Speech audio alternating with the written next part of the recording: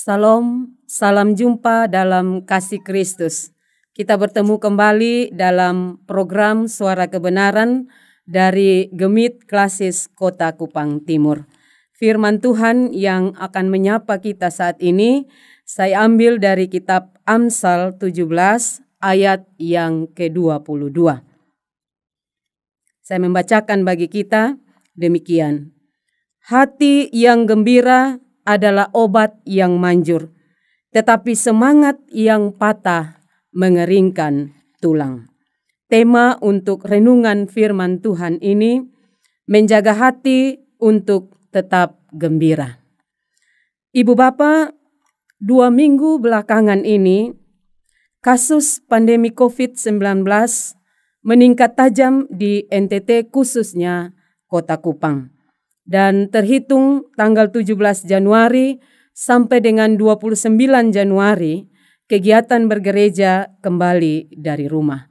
Bahkan tadi saya lihat berita bahwa pemberlakuan pembatasan kegiatan masyarakat Kota Kupang diperpanjang. Belum lagi rumah sakit penuh, pasien semakin bertambah. Kita tidak pernah tahu kapan pandemi ini berakhir. Tahun lalu, waktu pandemi pertama kali masuk, kita punya harapan besar pandemi ini akan berakhir secepat mungkin. Tapi sampai hari ini, kasus ini terus saja mengalami peningkatan. Lalu bagaimana kita menyikapi situasi yang serba tidak pasti ini? Apakah kita akan terus berjalan dengan keyakinan bahwa Allah menyertai, ataukah kita ikut terpuruk, stres, hancur dengan situasi sulit ini? Ibu Bapak, kalau kita memilih untuk terus yakin dengan pemeliharaan Tuhan atas hidup kita, maka tentu menjaga hati untuk tetap gembira menjadi kunci utama. Saya periksa arti kata hati dalam KBBI, Kamus Besar Bahasa Indonesia. Di situ dikatakan salah satu pengertiannya, hati adalah sesuatu yang ada dalam tubuh manusia, yang dianggap sebagai tempat atau sebagai segala tempat segala perasaan batin, dan tempat menyimpan pengertian, perasaan, dan sebagainya. Singkatnya, hati adalah tempat menyimpan segala rasa. Artinya, bisa perasaan sedih, bisa juga perasaan senang. Bisa perasaan marah, bisa juga perasaan kasih, dan lain-lain. Pertanyaan bagi kita, kapan kita bersuka cita? Apakah saat kita sehat, saat berhasil, saat sukses, atau singkatnya, saat mengalami dan merasakan hal-hal yang menyenangkan? Apakah itu alasan untuk kita bersuka cita? Sebaliknya, bagaimana jika situasi, keadaan menjadi tidak baik? Bagaimana jika sakit? Jika menghadapi masalah? Jika gagal? Apakah hati juga masih bisa tetap bersuka cita? Ibu Bapak, umumnya keadaan baik atau keadaan kondusif, seseorang akan bersuka cita. Sebaliknya, keadaan buruk, respon kebanyakan orang akan sedih, susah, takut, cemas, dan seterusnya.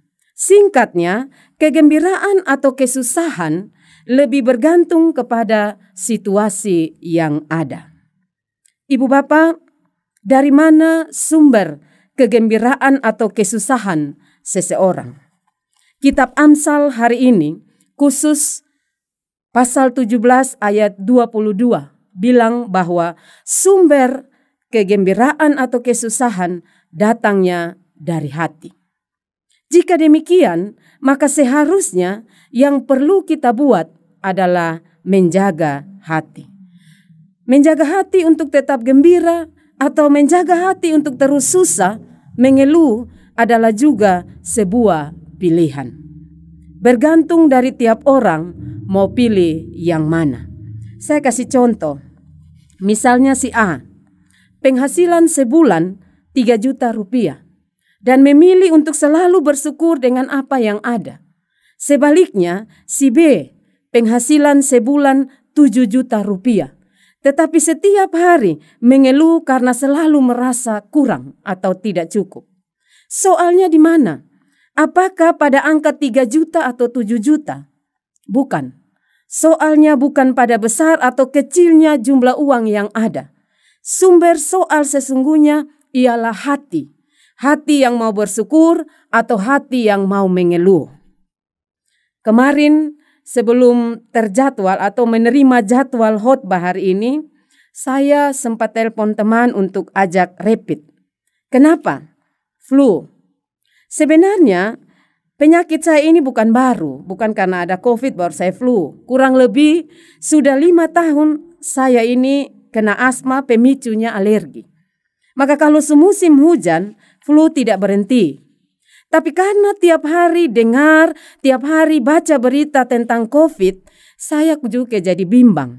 Apa ini gejala lama atau gejala baru? Yang lebih lucu lagi, saking bimbang, kadang-kadang penciuman baik, kadang juga tidak baik.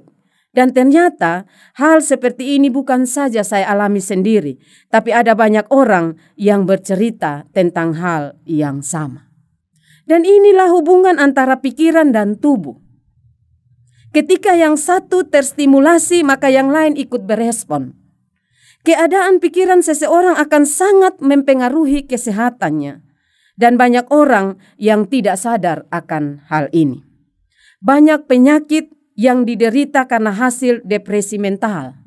Terlalu pikiran akhirnya sakit.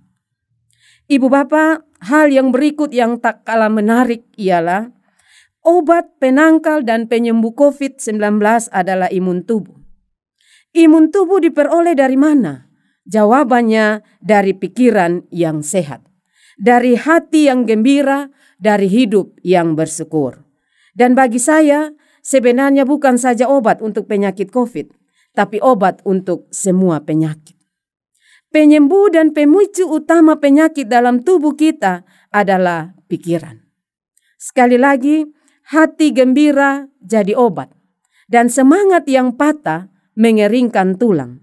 Tulang kalau kering artinya sama dengan mati. Karena itu kita harus berusaha memupuk pikiran supaya tetap gembira. Penuh pengharapan, damai sejahtera dan sukacita. Karena kesehatan kita bergantung juga dari pola pikir kita. Perbanyak doa, perbanyak baca firman Tuhan, agar hati kita selalu terjaga, agar hati kita selalu gembira. Kiranya firman Tuhan ini menolong dan memberkati kita. Amin. Mari kita berdoa. Kami bersyukur di hadapan hadirat-Mu ya Allah. Hari ini firman Tuhan datang menyapa kami. Kami mengaku bahwa terkadang secara sadar kami begitu takut, kami begitu bimbang, begitu ragu, begitu tidak percaya kepada kasih dan penyertaan Tuhan. Situasi dan kondisi di sekitar kami seringkali mempengaruhi iman kami, sehingga kami mudah untuk khawatir dan tidak meyakini penyertaan Tuhan. Biarlah firman ini menolong kami, agar di dalam menjalani kehidupan kami, apapun yang ada di depan kami, hati kami tetap percaya, hati kami tetap yakin, hati kami tetap gembira, karena kami tahu bahwa yang menyertai kehidupan kami adalah Tuhan, Allah yang penuh kuasa, Allah yang mampu untuk memelihara, menjaga, melindungi kami. Tanamkan firman Tuhan ini dalam kehidupan kami dan berkati kami semua. Demi Kristus Yesus kami berdoa. Amin. Demikian suara kebenaran hari ini, Tuhan memberkati.